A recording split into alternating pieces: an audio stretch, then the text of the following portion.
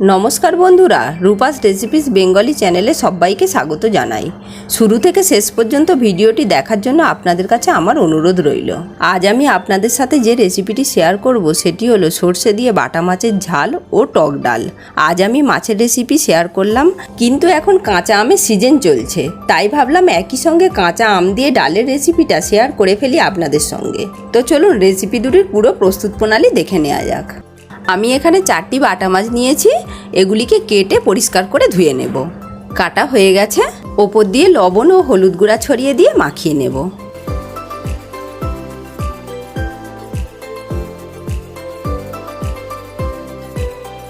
আমি এখানে একটি ননস্টিক প্যান গরম করে নিয়েছি, তার মধ্যে কিছুটা পরিমাণ রিফাইন অয়েল নিয়ে নিলাম। গরম তেলের মধ্যে মাছগুলি একে একে ছেড়ে দেব। প্রায় 4 থেকে 5 মিনিট ধরে খুব সুন্দরভাবে মাছগুলিকে ব্রাউন করে ভেজে নিতে হবে।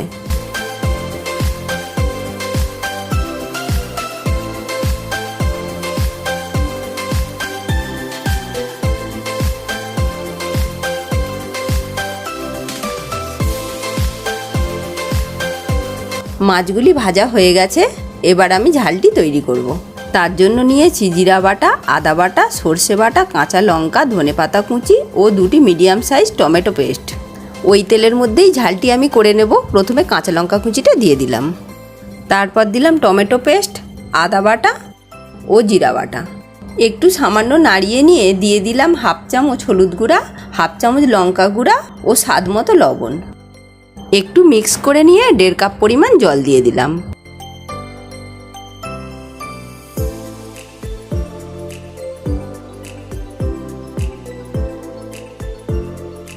ঝালটি ফুটতে শুরু করেছে, তার উপরে ভেজে রাখা মাছগুলি আমি তুলে দিলাম।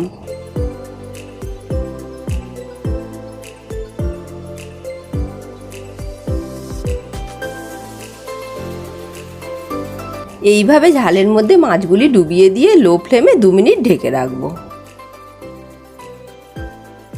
2 মিনিট হয়ে গেছে, ঝালটি তৈরি হয়ে এসেছে। এর মধ্যে দিয়ে দেব সর্ষে বাটা ও ধনেপাতা কুচি দিয়ে মিক্স করে নেব।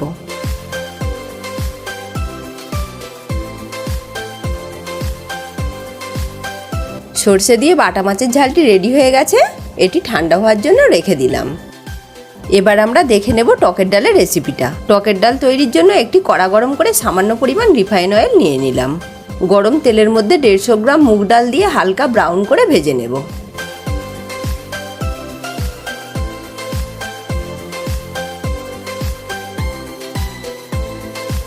ডালটি সিদ্ধ করার জন্য প্রেসার কুকারের মধ্যে 2 কাপ পরিমাণ জল নিয়ে নিলাম। কুকারের মধ্যে ভেজে রাখা ডালটি দিয়ে 3টি সিটি দিয়ে নেব। ডালটি সিদ্ধ হয়ে গেছে, একটি পাত্রে ঢেলে নিলাম। এবার ডালটি তৈরির জন্য গরম কড়াইয়ের মধ্যে কিছুটা সর্ষে নিয়ে নেব। সর্ষের ওপর সামান্য পরিমাণ রিফাইন অয়েল দিয়ে কাঁচা আমের কুচিটা তুলে দিলাম। আমটিকে একটু ভেজে নিয়ে সিদ্ধ করে রাখা ডাল থেকে সামান্য পরিমাণ জল দিয়ে দিলাম। এর ওপর দিয়ে দেবো হাফ চামচ হলুদ গুঁড়া। একটু মিক্স করে নিয়ে সিদ্ধ করে রাখা ডালটি ঢেলে দিলাম।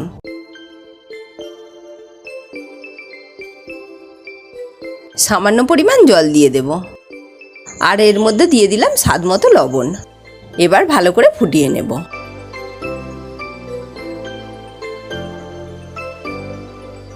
আমটি সিদ্ধ হয়ে গেছে, একটি কেটে দেখাচ্ছি।